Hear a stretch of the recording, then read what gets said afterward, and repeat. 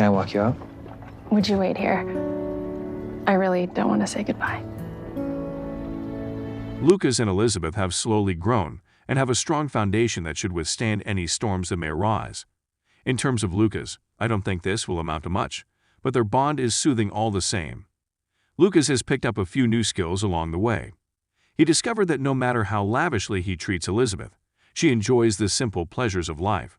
His birthday preparations for her were ideal. As things with Walden became more intense, Lucas finally told her about his misadventures, and what could have been a disaster for her birthday turned out to be quite the opposite. Jack has developed into such a sweet and happy young guy. On set, Highland Goodrich appears to know what he's doing and never appears to be acting.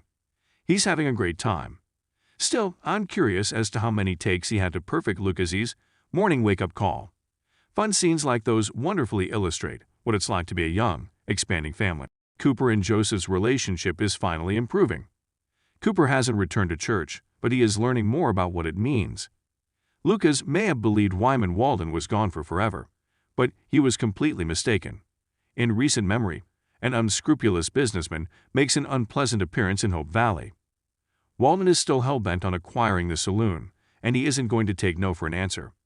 Lucas has been coordinating with a Treasury Department person to put up a sting operation to catch Walden. Remember that odd phone call in French from a few episodes ago. However, his connection has deteriorated, and Lucas must turn to Bill for assistance with his Walden dilemma. They devise a strategy together. Bill claims to be on Walden's side and offers to use his legal knowledge to defraud Lucas of his assets. But he wants Walden's assurances that he'll get something in return. A chance to be mayor again, as well as Lucas's oil company shares. Walden is initially skeptical, but his greed overcomes him, and he agrees to follow Bill's plan.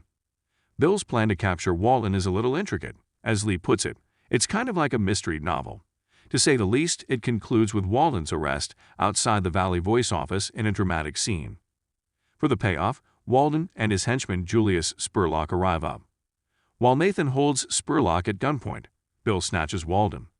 Spurlock, on the other hand, isn't going down without a fight. Nathan shoots a shot at the Mountie while he is preoccupied. Thankfully, his aim is wrong, and all he hits is his hat. Nathan pursues Spurlock on horseback as he flees in his automobile.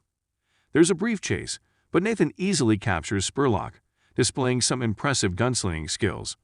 Meanwhile, Bill has recovered Walden's allegedly missing gun, which connects him to the Brookfield attempted murder.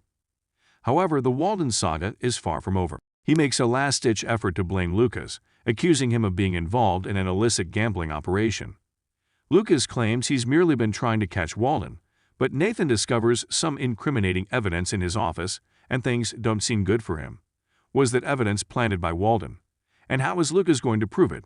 Next week, maybe we'll have some answers.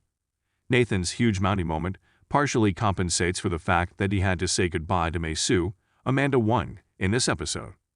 While it appeared that her problems with Jeffrey were over, he continues to pursue the false accusations against her.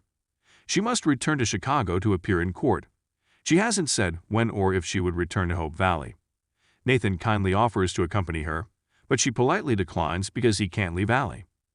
Nathan had begun to develop love feelings for May, and her abrupt departure has left him bewildered. Faith lends him a sympathetic ear, admitting that she wasn't ready to marry, even though Carson was.